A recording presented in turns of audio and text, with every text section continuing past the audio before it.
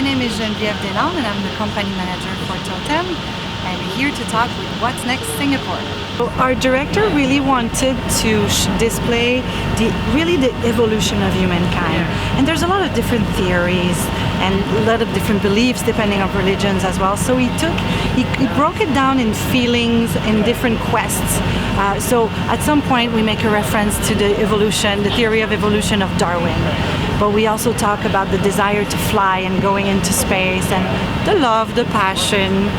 So that was the first step. It was really all about the humankind and how fascinating we can be as a population and so diverse.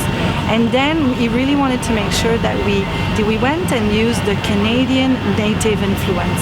So he worked with a tribe in Canada, in Quebec, and really consulted with the chief of the tribe, with different people in the tribe. And our singer Christian is actually from this tribe. So what he sang today is a traditional celebration chant from his tribe. So it's his native language. So it was really to show a little bit more of Canada and the native culture without making it a show about native culture. Just enough flavor of Canadian culture, but then something that could speak to everybody. We all dreamt of flying one day. We all fell in love with someone one day. So it's really to touch everybody in the audience. I think this becomes your home. I've been on the road for 13 years. And when I go home and I put my suitcases down, after 3 weeks I want to move. I think you become used to change. Change becomes the consistent aspect of your life. So after a few weeks we're ready to leave a city. Let's move, let's pack. And then sometimes we get to places and stay for a very long time. Like we go to Tokyo for 6 months because there's so many people in Tokyo. But after 3-4 months we're itching to move. So we get used to everything. I think the human being is fascinating for that reason. Whatever is thrown at us, we have to adapt. And we adapt, you know. We've been lucky with TOTEM. We've worked in mainly English-speaking parts of the world so far. Next year we go to Japan for 17 months. We need to learn Japanese. We need to learn how to live in Japan during that period. So it's a really interesting way to work, and you forget that it's work. It's not like getting up, going to the office 9 to 5, and there's nothing wrong with that. Some people actually crave it and they leave to go do that.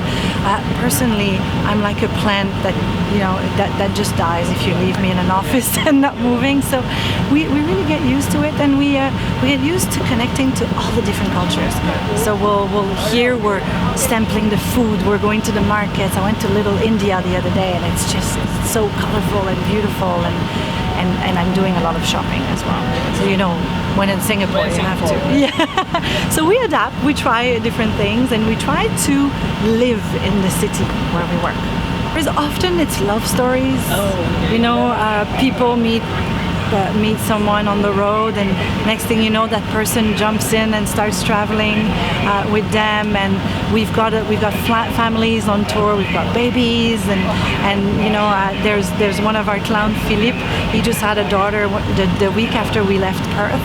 So now we have a newborn on tour. So there's a lot of very normal stories as well. But for us, it's very, very exciting. It's a big family of 112 people. And then we have one couple that one artist met a woman in the US. She started touring with them. Now she's actually working with us, and it's changed her life and her career. So it's you never know what's around the corner. Yes, the haze has been challenging, but we all have our masks, and because we worked outside to set up everything, so we had to protect ourselves. Any difficulties training in Singapore as opposed to somewhere else? With the weather? Oh, of course, we had to increase the amount of generators and the amount of air conditioning unit. The challenge is that this is a tent, so we to cool it down, it's a very fine recipe.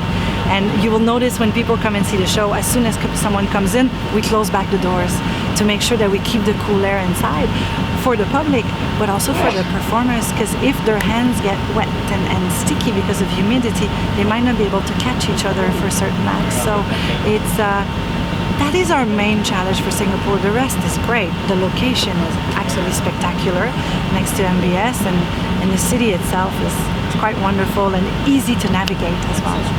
What's next for Cirque Du Soleil? The beauty about working for this company is that we never know. Tomorrow I could be told, hey, you're going somewhere else, or this show is going somewhere else. For TOTEM, we know that we will be in Japan until May 2017. For the company, we know that you will hear more and more about us in Asia. We want to be more present in Asia. We want to understand the Asian culture better.